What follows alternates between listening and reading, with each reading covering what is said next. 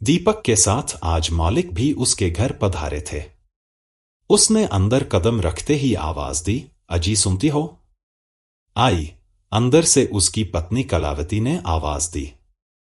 कुछ ही देर बाद कलावती दीपक के सामने खड़ी थी, पर पति के साथ किसी अनजान शख्स को देखकर उसने घूंघट कर लिया। कलावती, यह राजेश बाबू हैं, हमारे मालिक। आज मैं काम पर निकला, पर सिर में दर्द होने के चलते फतेहपुर चौक पर बैठ गया और चाय पीने लगा। पर मालिक हालचाल जानने व लेट होने के चलते इधर ही आ रहे थे।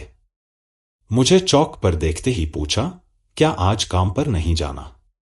इनको सामने देखकर मैंने कहा, मेरे सिर में काफी दर्द है, आज नहीं जा पाऊंगा। इस पर मालिक ने कहा, चलो मैं तुम्हें घर छोड़ देता हूं। देखो, आज पहली बार मालिक हमारे घर आए हैं, कुछ चाय पानी का इंतजाम करो। कलावती थोड़ा सा घूंघट हटाकर बोली, अभी करती हूं। घूंघट के हटने से राजेश ने कलावती का चेहरा देख लिया, मानो उस पर आसमान ही गिर पड़ा। चांद सा दमकता चेहरा, जैसे कोई अप्सरा हो, लंबी कदकाठी, लंबे बाल, लंबी नाक और पतले होंठ। सांचे में ढला हुआ उसका बदन।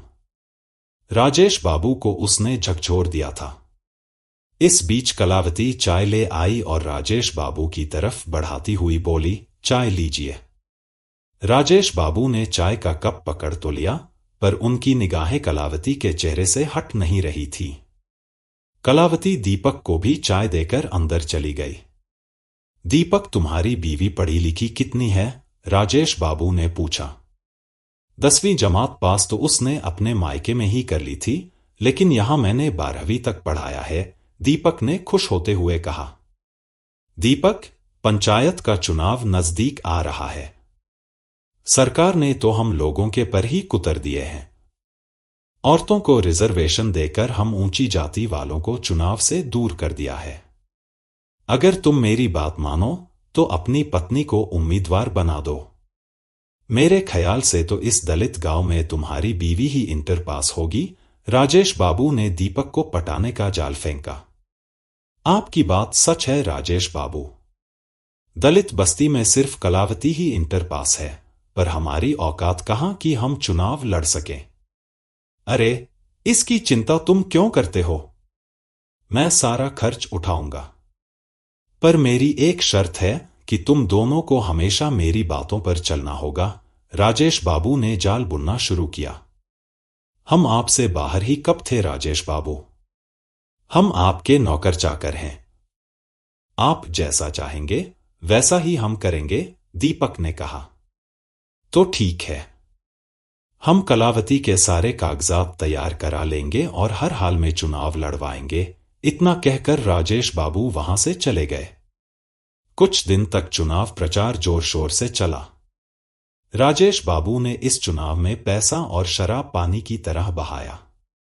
इस तरह कलावती चुनाव जीतने में कामयाब हो गई। कलावती और दीपक राजेश बाबू की कठपुतली बनकर हर दिन उनके यहां दरबारी करते। खासकर कलावती तो कोई भी काम उनसे पूछे बिना नहीं करती थी। एक दिन एकांत पाकर राजेश बाबू ने घर में कलावती के कंधे पर हाथ रखते हुए कहा, कलावती, एक बात कहूं? कहिए मालिक। कलावती राजेश बाबू के हाथ को कंधे से हटाए बिना बोली। जब मैंने तुम्हें पहली बार देखा था, उसी दिन मेरे दिल में तुम्हारे लिए प्यार जाग गया था। तुमको पाने के लिए ही तो मैंने तुम्हें इस मंजिल तक पहुंचाया है। आखिर उस अनपढ़ दीपक के हाथों की कठपुतली बनने से बेहतर है कि तुम उसे छोड़कर मेरी बन जाओ, मेरी जमीन जायदाद की मालकिन। राजेश बाबू, मैं कैसे यकीन कर लूं कि आप मुझसे सच्चा प्यार करते हैं? कलावती नैनों के बाण उन पर चलाते हुए बोली। कल तुम मेरे साथ चलो, यह हवेली मैं तुम्हारे नाम कर दूंगा। 5 बीघा खेत व 5 लाख रुपए नकद तुम्हारे खाते में जमा कर दूंगा। बोलो, इससे ज्यादा भरोसा तुम्हें और क्या चाहिए? बस राजेश बाबू, अगर आप इतना कर सकते हैं तो मैं हमेशा के लिए दीपू को छोड़कर आपकी हो जाऊंगी। कलावती फीकी मुस्कान के साथ बोली। तो ठीक है, कल सवेरे तुम तैयार रहना। दूसरे दिन कलावती तैयार होकर आई। राजेश बाबू के साथ सारा दिन बिताया। राजेश बाबू ने अपने वादे के मुताबिक वह सब कर दिया जो उन्होंने कहा था। 2 दिन बाद राजेश बाबू ने कलावती को अपने हवेली में बुलाया। वह पहुंच गई तो राजेश बाबू ने उसे अपने आगोश में भरना चाहा, तभी कलावती अपने कपड़े कई जगह से फाड़ते हुए चीखी, बचाओ बचाओ।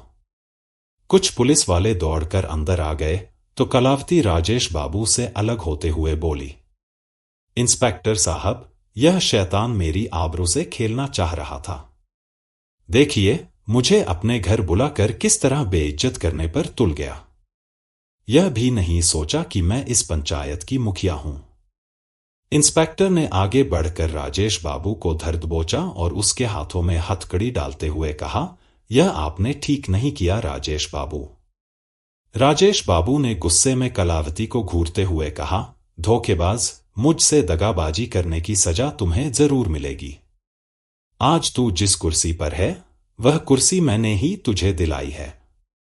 आपने ठीक कहा राजेश बाबू। अब वह जमाना लद गया है जब आप लोग छोटी जातियों को बहला फुसलाकर खिलवाड़ करते थे। अब हम इतने बेवकूफ नहीं रहे। देखिए, इस कुर्सी का करिश्मा, मुखिया तो मैं बन ही गई, साथ ही आपने रातों रात मुझे झोंपड़ी से उठाकर हवेली की रानी बना दिया। लेकिन अफसोस, रानी तो मैं बन गई, पर आप राजा नहीं बन सके। राजा तो मेरा दीपू ही होगा इस हवेली का।